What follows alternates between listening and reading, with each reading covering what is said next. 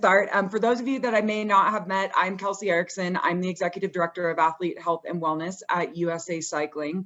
And then Parker, who I'm sure you've all communicated is our guru who knows everything about everything, and is now thankfully taking over serving all of you as clubs. So we're super excited about that.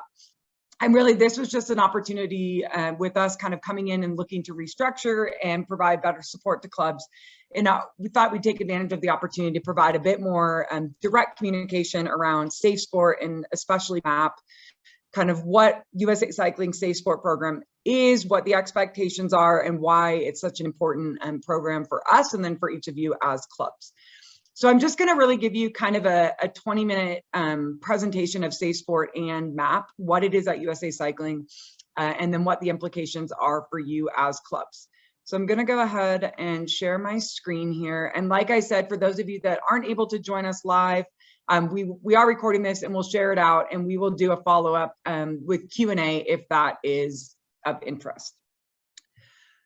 So first thing that you'll notice, not super significant, but is worth noting, is we now have a gap in safe sport, literally the word safe sport. And that's because that term has been copyrighted by the US Center for Safe Sport.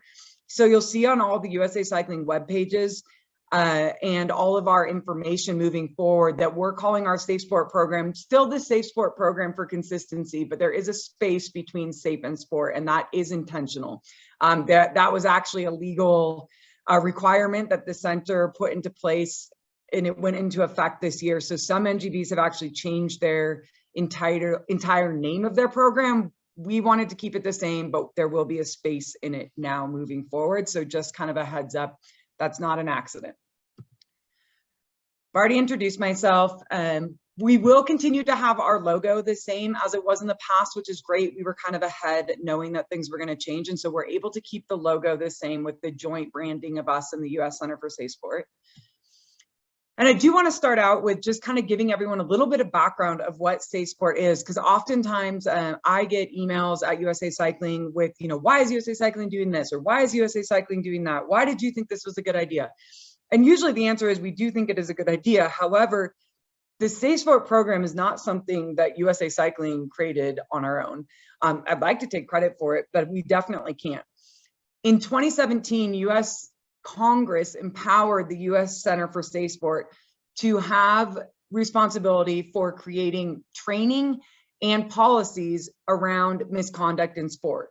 So the US Center for Safe Sport is empowered by US Congress, and they sit over the US Olympic and Paralympic Committee, who sits over all national governing bodies, and USA Cycling is a national governing body. So when these new policies and procedures come into place, it's not something that USA Cycling is coming up with on the ground. It's coming down from the US Center for Safe Sport, who is overseen by Congress. So this is, a much bigger system than what a lot of, I think, our members think it is. So that's just something I think it's important for everybody to be aware of.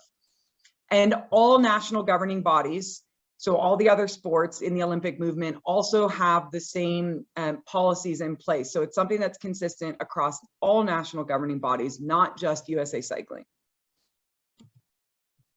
And the center is committed to building a sport community where participants can work and learn together free of emotional, physical, and sexual abuse and misconduct. And certainly that's what we want to do at USA Cycling as well. I want to start out by just kind of highlighting what this Safe Sport program is not. And all of these are more or less something I've received an email about. So Safe Sport is not a place for you to report if you have a different opinion than somebody, or you broke up with somebody and you're mad at them, or you see things differently. It's not somewhere to report, somebody didn't have a helmet or safe bike equipment. That is not what the Safe Sport program is. What it is outlined in the Safe Sport Code. And this is a code that is enforced, and it's the same across all national governing bodies. For those of you that might be familiar with anti-doping in the clean sport movement, there's the prohibited conduct list, which is essentially the Bible of anti-doping. It outlines everything that is banned in the sport.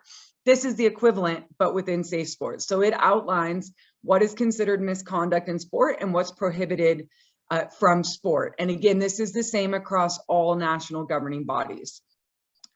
So within that, you'll see that they outline the following 6 behaviors as being prohibited in the Olympic movement: emotional misconduct, physical misconduct, bullying behavior, hazing, harassment, and sexual misconduct. And each of those are defined and have examples of what would be considered a violation versus what would not be considered a violation. And obviously there's nuances, but it at least gives us a really clear idea of what we're talking about when we use these terms. So each of these are banned across the Olympic movement. And an important question is, well, who does the code apply to? You know, who does the Safe Sport Code, who falls under that? And for us, you can find this on our webpage, but it's anyone that has a license. So anybody with an active license with USA Cycling is bound by that code and is expected to adhere to that. And that includes those who have a one-day license. During that one day that they have a license, they are bound by that code. Something to be aware of is that sometimes we get reports of historical allegations, so something that, you know, happened years past. And if that person had a license at the time in which the allegations are referencing, then they would be considered a participant during that time, and we would look into that.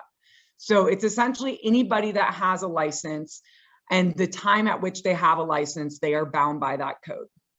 So just kind of an important thing to be aware of. And now when we talk about USA Cycling Safe Sport Program, it actually includes a lot more than specifically those behaviors that are banned. So it includes our education policy, well, in all of our policies. So the minor athlete abuse prevention policies, prohibited conduct, the education policy, the reporting policy, our background check policy, and our administrative grievances policy. So all of those sit within our overarching Safe Sport program. And what you received, what clubs received a communication about at the very end of 2021 was a slight change to our education policy. And so I'm just going to pull that up really quickly so that we can look at that together and you can get a sense of what that change was.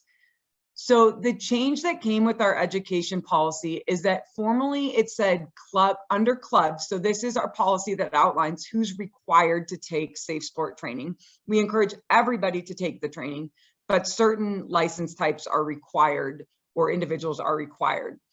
Previously under clubs, it was employees or board members of clubs with minor athletes.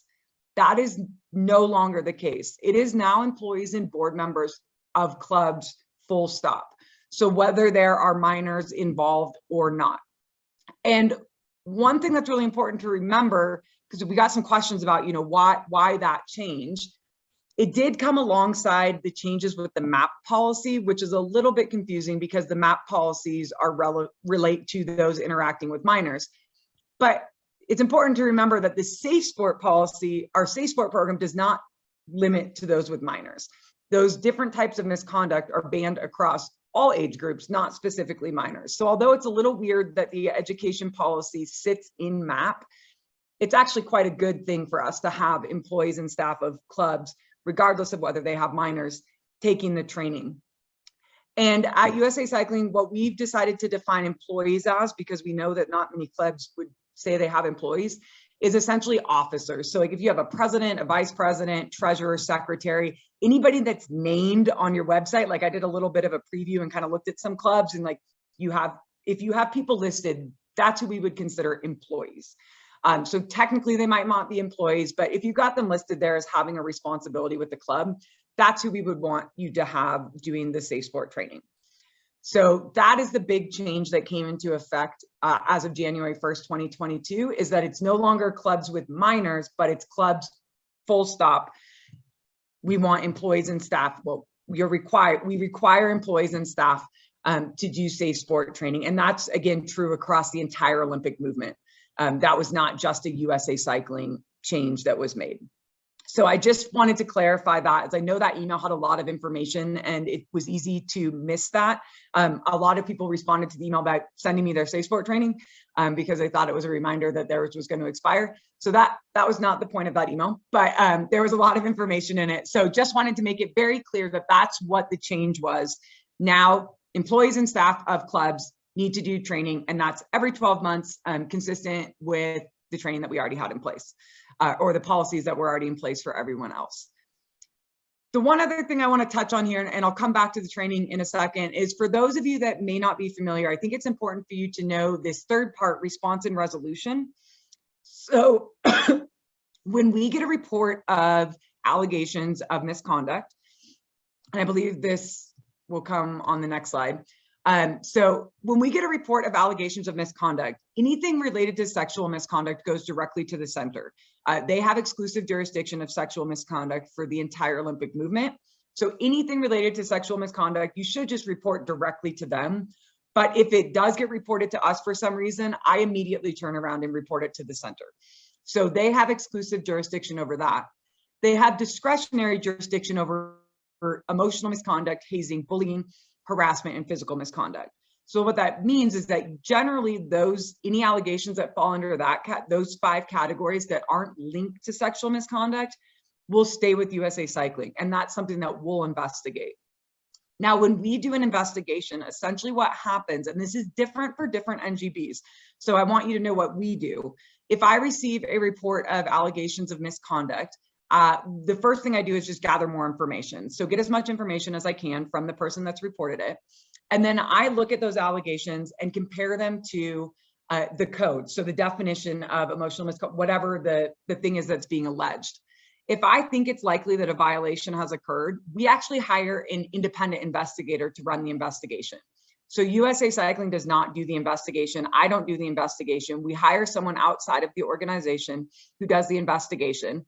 And every party gets to have a chance to share their side of the story. So including the person being accused.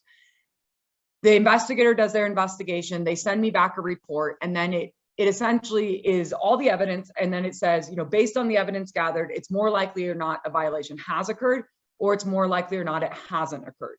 And then we take action based on the outcome of that investigation. So I think that's an important thing to know, is that our investigations are independent. So we do that intentionally to eliminate the possibility of bias. And that's not true for all NGBs, but that is what we do. So I think that's an important piece. And then also another important thing to know is that oftentimes, especially athletes, but people in general have been hesitant to report because they're not sure, they're not 100% sure that what they're reporting has happened. And oftentimes that fear is caused by the thought, they assume that if we get a report, we automatically turn around and take action against somebody. And that's not true. If we get a report, we will let that person who has allegedly done the behavior defend themselves. So that's an important thing to keep in mind as well, is there is actually a process that's followed. Now, I do want to just quickly go back to this slide because I've gotten a lot of emails about this. With regards to the safe sport training, and I mentioned that now club employees and staff are required to take the training. This is essentially the process that you'll go through when you take the training. So year 1, you would take safe sport trained, and many of you will notice there's a new website. In the past, it's kind of been like a 6 months process. The center has transitioned to this new website, which is www.safesporttrain.org. It hasn't been the smoothest transition, which is not that surprising. And trust me, I am very aware. But it is happening. And what should happen is you should have in your dashboard the next training that you need to take. So you're updating your training every 12 months. And year 1 would be safe sport trained. Year 2 is refresher 1. Year 3 is refresher 2. Year 4 is refresher 3. And then you should start over. And those should be automatically populated to you. One of the issues is that if you do more than one in a 12-month period, it messes up, I don't know anything about IT, but it messes up like their system. And so then it tends to not populate it for you. And that's where we're seeing a lot of issues. The other issue is on USA Cycling's end, our API breaks all the time. So it should automatically update when you do the training. It often doesn't. That's when people get frustrated and I get frustrated. So it should update within 24 hours or 48 max. And so you shouldn't have to let me know that you've done it. It should just automatically update. If within 48 hours it hasn't updated, then you will want to let me know and I'll have to update it manually. So that is a question I get a lot. It should happen automatically. It doesn't always. There's problems on all different ends of the system, but it is getting better. So hang in there. And I appreciate everyone's persistence. But that is the order that it should go in.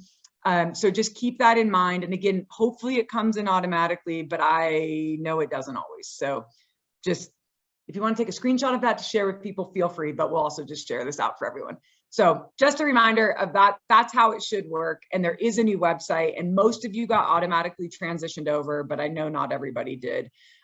So if you have issues, just let me know and we will follow up. But another piece to add to that, just as an awareness thing, is also, this is not our website. So oftentimes I get emails of like, can you do this? Can you do that? And I'm not trying to be rude, but I actually can't. This is the center's website. So when there are technical issues, I can't do anything other than give you the phone number for the tech team at the center. So again, just want to clarify that that's not me trying to pass you off. That's because I literally have no control over that website. David, you have a question?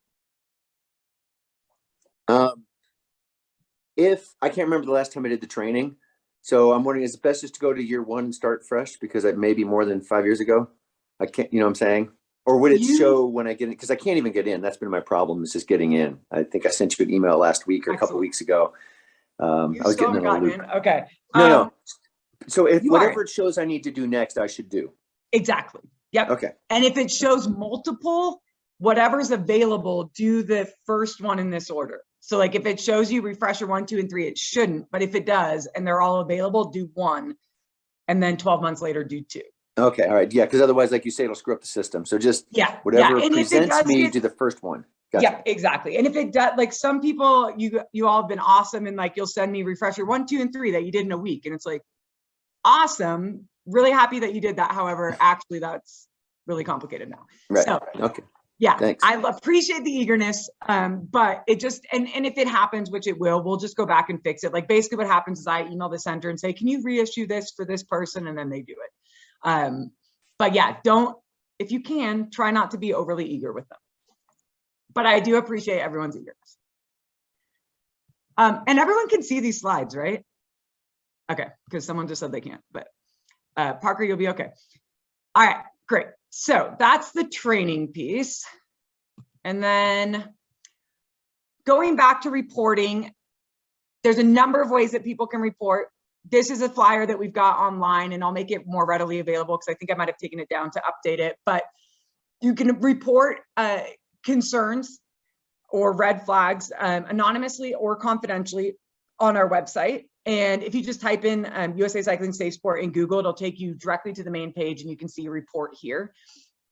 I think it's important to point out that the difference between anonymous and confidential, because it's oftentimes they are used interchangeably, but they're not the same. If you report anonymously, so first I'll just tell you that basically all of these channels go to me. So if you want to just report to me, that's totally fine. But if you feel more comfortable going online or using the Safe Sport email address, that's fine as well. The difference between anonymous and confidential is if you report anonymously, nobody, including myself, knows who you are. And so if I have the issue with this is that if I have questions or follow-up, I can't follow up because I don't know who to follow up with. And so oftentimes we're not able to take an investigation further off an anonymous report because we don't have enough information to do it. So if you're comfortable, I would always encourage individuals to report confidentially. And what that means is that only me and those that need to know, which is usually our general counsel, might be the other person usually, would be the ones to know. So your name and identity are kept confidential. They're kept hidden from other individuals. However, I do know who you are, so that if I have questions, I can follow up with you directly. So I would always encourage people to report confidentially if you're comfortable. If you're not, then definitely report anonymously rather than not reporting at all, because sometimes we can take action off that too. So these are just the different channels. You can report online, you can report via email, or you can report via telephone. And then directly to the center, which would be sexual misconduct, they've got a telephone line as well as their webpage that you can report on directly. So this is just kind of a reminder of like, if you're ever wondering, if you ever have a question, if you're ever, if ever something feels off, like don't question whether to report it, just report it. It's our job, it's the center's job to actually look into whether or not that thing happened. Please always, if something feels off, just report it and then let us take responsibility for determining whether it actually happened or if it rises to the level of a violation. So that's kind of a quick overview and refresher on the Safe Sport program, which again, as a reminder, is consistent across the entire Olympic movement. It also pertains to everyone, so adults and minors alike. As a member of USA Cycling or any other national governing body, you are bound by the Safe Sport Code. The difference between MAAPP and Safe Sport is that MAAPP applies specifically to those that are interacting with minors. So MAAPP is the Minor Athlete Abuse Prevention Policies. So these fall in addition to Safe Sport. So Safe Sport applies to everyone. MAAPP applies on top of that to those interacting with minors, which is oftentimes our clubs or leaders of our clubs. There weren't any real significant changes in MAAPP. The MAAPP 2022 MAAPP went into effect January 1st of this year, so 15 days ago or 16 or whatever number of days ago.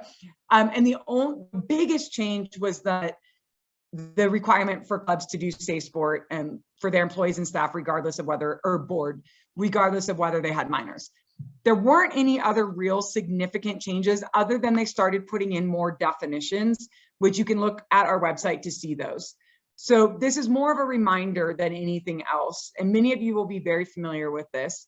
The ones that are particularly relevant to cycling are the three that you see here. I mean, they all apply, but we generally don't often have locker rooms or like official changing facilities. So those are kind of one that's not always as applicable.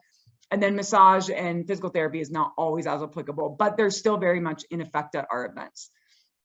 The reason that they have the titles that they have is because they're consistent across all national governing bodies. We all have the same language. And so that's why the titles are not necessarily in cycling type language. The biggest one is the one-on-one interactions. And again, this should be very familiar to everyone. I don't expect you to be able to read this, but this is an infographic that we have available on the website. I may have taken it down, but I'll put it back up. I was streamlining the website, but essentially what this is that there's no one-on-one interactions between an adult and a minor unless they are observable and interruptible. And so essentially what that means is there's another adult around. There's another person that's there that knows the meeting's happening or that knows the training's happening and is close enough to be able to kind of overhear and step in if necessary. And that applies across all adults and minors in relation to anything that's with relation to cycling. So whether it's, your training or a competition or a meeting or whatever that might be, anything linked to cycling and USA Cycling, the MAAPP applies during that time. And that obviously has implications for travel. And so again, this is something that I know many of you are very familiar with, but there's no travel with an adult and a minor without another adult in the car unless that person is the guardian or parent of that child. Now, there can be an exception if you get permission from the parent or guardian in advance, specifically for the purposes of which this travel is taking place. So like for some of your clubs, let's say, you've got a trip coming up and that there's a situation where I'll speak from our experience as USA Cycling. Like there might be a situation where we've got one rider that has a 4 a.m. flight and it's just one rider. And the worst is when two adults have to get up to drive that one rider at 2 in the morning. And so we will get consent in advance of the trip that if the parents and guardian are willing, they'll sign a permission or a consent form that says, I get permission from, my rider, whatever their name is, to travel in a car with a adult whom USA Cycling has approved to, drive the car. Obviously, it's not worded exactly like that, but it's essentially that. And so we'll get that in advance of that travel. And then closer to the date of the travel, we'll send the specific names of who those individuals, here's the trip itinerary and here's the people involved, so that the adults and the parent and guardian know who the person might be that would be driving them.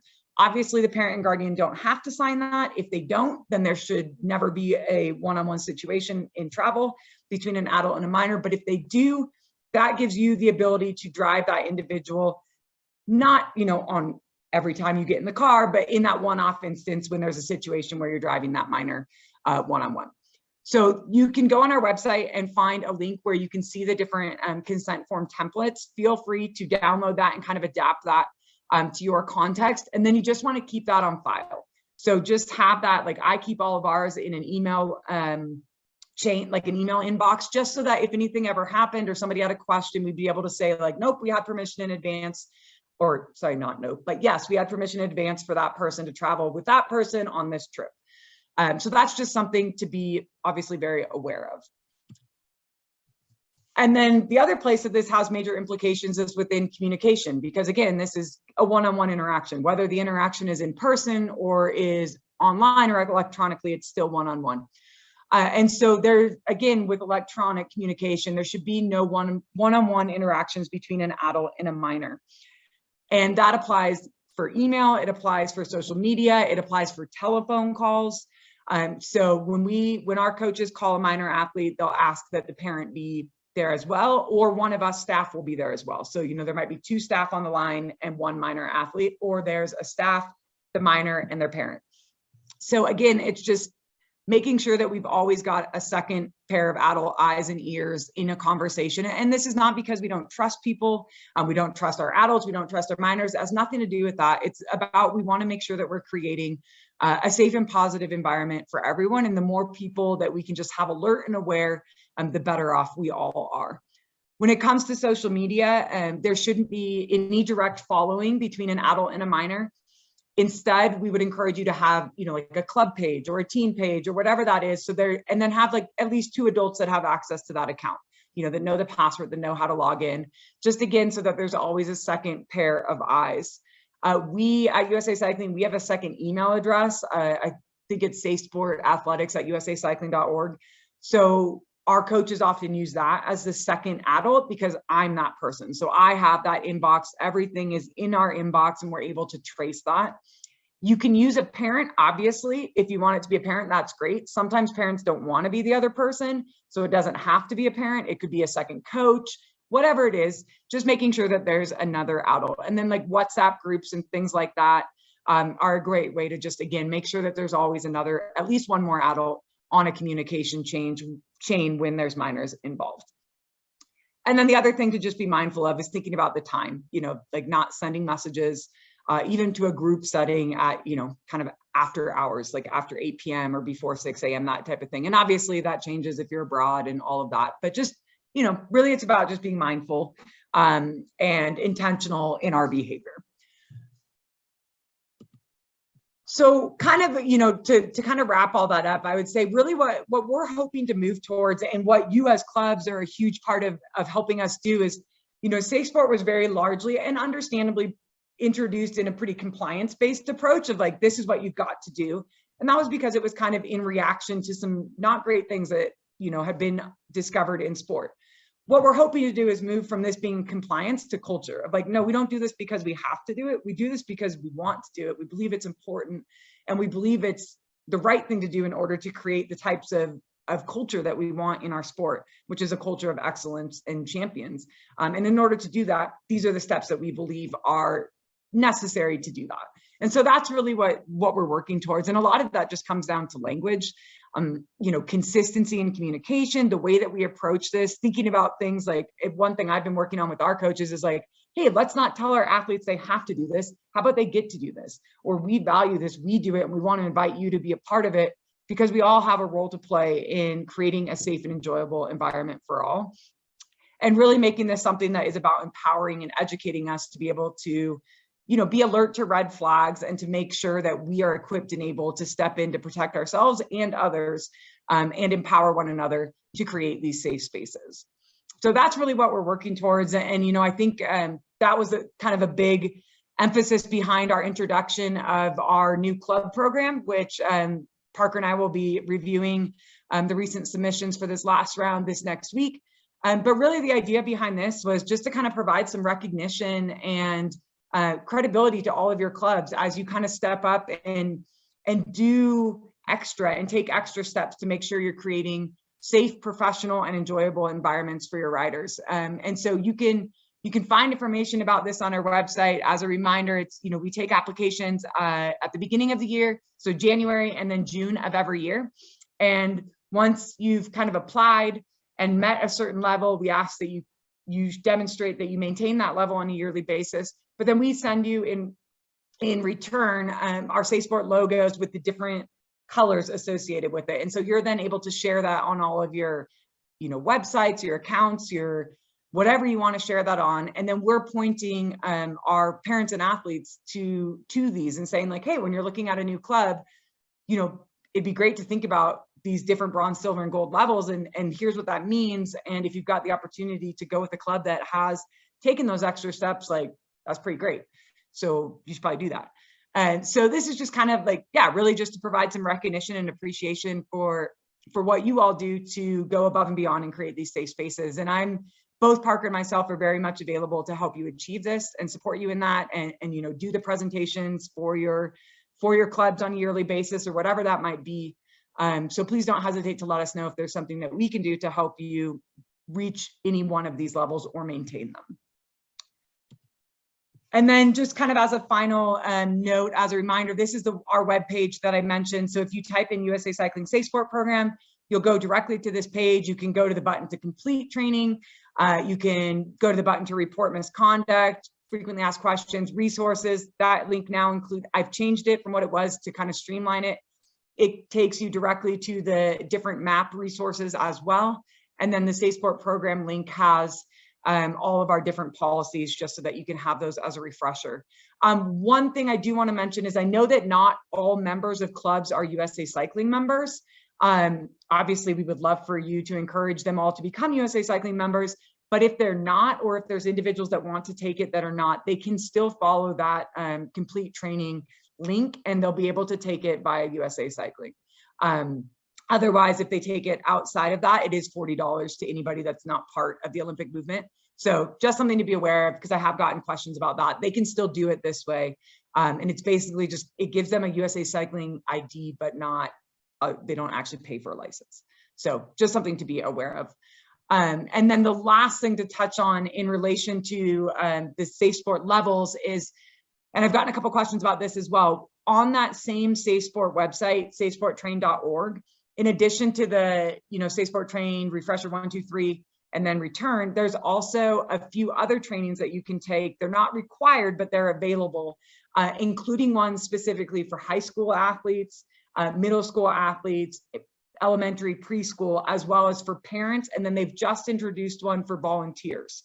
And so those are shorter ones, they're about 20 minutes, but those are great resource, and one for parents of athletes. So those are great resources that you can point your broader kind of clubs to as ways that they can just kind of make sure that they have as much information as possible and are able to have conversations with their athletes or with their, fellow parents or whatever that might be. So definitely take advantage of those as well. Those are free, and you don't have to have any special link to be able to take those. So that is USA Cycling Safe Sport Program in a nutshell. Please feel free to use this video and this recording to share with your members and with your clubs if that is of interest. And then also, if you would like me to do a live presentation at any point, like I'm more than happy to do that as well. So yeah, thank you very much. And if anybody